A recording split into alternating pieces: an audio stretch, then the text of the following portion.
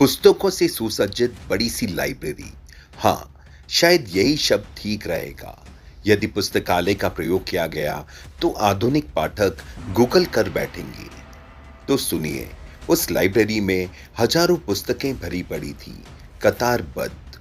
कांच के शीशे लगी उन अलमारियों के पास से वो लाइब्रेरियन गुजरता, उसे लगता मानो अलमारियों की आवाजें आ रही हैं। वे कह रही हैं, साहब, अब तो किताबें न भरो, हमें सांस लेने में घुटन होती है। इतनी किताबें आप मंगवाते क्यों है, जब कोई पलटने वाला ही नहीं मिलता। ये सब बातें लाइब्रेरियन सुनता और आगे निकल जाता। चारों ओर अलमारियां ही अलमारियां और किताबों का मेला सा। सामने वाली दीवार का बीच का कुछ हिस्सा जरूर छूटा हुआ, कारण कि वहां से दरवाजा भरता था। दरवाजे के सामने कुछ ही दूरी पर बड़ी बड़ी टेबलें सजी थी, जिन पर दैनिक अखबार रख दिए जाते और दूसरे दिन उठाकर फिर नए रखे जाते। आसपास के कुछ बुजुर्ग आते, अखबार पढ़ते और चल देते। कभी कभार किसी व्यक्ति ने किसी ग्रंथ की जानकारी ली होगी, किताबों का नाम पूछा होगा, पर पढ़ने की जिज्ञासा कोई नहीं जताता। प्रति वर्ष लगभग 100 से 200 किताबें नई आती और फिर किसी न किसी अलमारी में अपनी जगह बना जाती। एक एक करके उन्हें सलीके से जमाया जाता। किसी किताब का हल्का सा पन्ना क्या फट जाता, मानो लाइब्रेरियन के दिल का हिस्सा कट जाता। फिर वह चपरासी पर बिफर पड़ता, अगर ठीक से काम नहीं कर सकते तो दूर हो जाओ, जाओ और दूसरा काम देखो। कुछ ना हो तुमसे तो सिर्फ फोन चलाओ। पर साहब, मैं तो कर रहा हूं। क्या खाक कर रहे हो? देखो, पूरा पन्ना ही निकाल दिया। दिमाग कहीं और छोड़कर आए हो क्या? यह कहता वो चपरासी को हटाकर स्वयं एक एक किताब को लार से हाथ फेरता, अलमारियों में जगह बनाता और फिर उन्हें प्यार से जमा देता। उसको यहां आए लगभग 2 साल हो गए। अब वो अपनी कुर्सी पर बैठकर सोचने लगा, कई अलमारियों के तो अभी ताले ही नहीं खुले थे। कुछ एक के ताले तब खोलने पड़े जब कुछ हिंदी साहित्यकार शोध के लिए मैटर खोजने आए थे। चलो, यही सही, थोड़ा सुकून तो मिला। वो बैठा बैठा रजिस्टर को टटोलने लगता है। कुछ विशेष फर्क नहीं था पाठकों का। 2010 का रजिस्टर पलटता है तो उसका दिल खुश हो जाता है। दो दो पेज पाठकों के साइन से भरे हुए। वाह, वाकई चहल पहल रही होगी उस दौरान लाइब्रेरी में।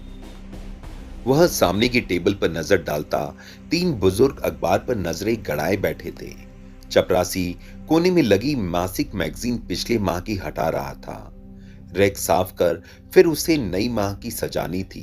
चंद मिनट का काम था, पर उसे जोर इतना आ रहा था कि क्या ही कहें। तभी उन बुजुर्गों में से एक बुजुर्ग बाबू से पूछा, ये तुम्हारा लाइब्रेरियन रोज रोती सूरत लिए क्यों रहता है? जब देखो इसकी आंखों में आंसू उतरे नजर आते हैं। देख, सच बताना, यह पारिवारिक कारणों से परेशान है या इसकी आंखें ही ऐसी है? चपरासी को गुस्सा उतारने का अच्छा मौका मिला। वो कहने लगा, अरे क्या बताऊं अंकल, यह बेचारा रोता है अंदर ही अंदर, पर आंख से पानी नहीं गिरने देता। अरे, पर कोई वजह तो होगी, तुम पूछते क्यों नहीं? जानते हो ना, आजकल जमाना कितना खराब है। जरा सी बात पर मूर्ख लोग मौत को गले लगा लेते हैं।